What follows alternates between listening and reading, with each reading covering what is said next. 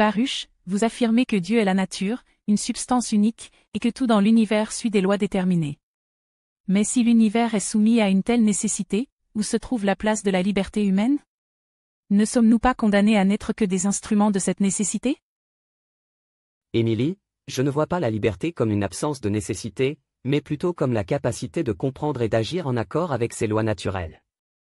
La liberté, c'est d'accepter la nécessité du monde et de vivre en harmonie avec elle, non pas de tenter de l'échapper. Vous parlez d'action, mais l'action véritablement libre n'est-elle pas celle qui découle de la compréhension de la nature elle-même?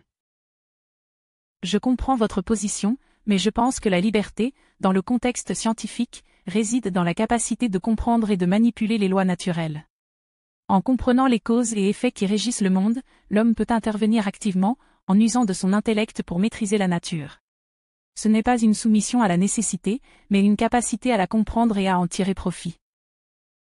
Mais agir dans le respect de la nécessité, c'est aussi une forme de liberté. L'illusion de la liberté réside dans notre refus d'accepter cette nécessité.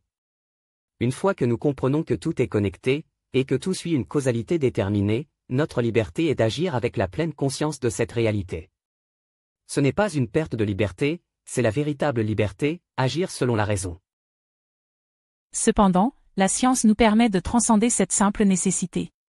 Par exemple, en maîtrisant les lois de la mécanique, nous pouvons créer des machines qui réalisent des tâches que nous n'aurions pas pu accomplir autrement.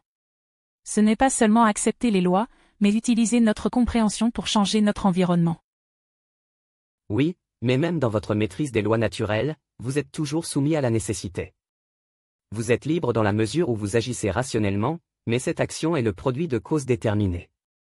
Ce que vous appelez « liberté » dans l'intervention sur la nature est aussi une réponse à cette nécessité. Cela me semble paradoxal, Baruch.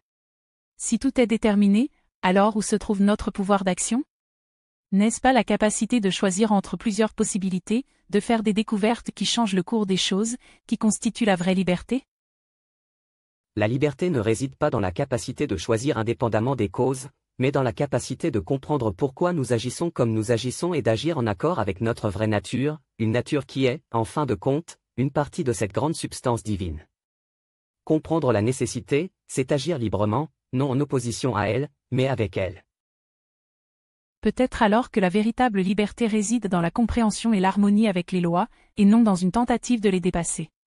Mais l'esprit humain, dans ses recherches et ses découvertes, reste capable de modifier les conditions de son existence, tout en respectant la nature.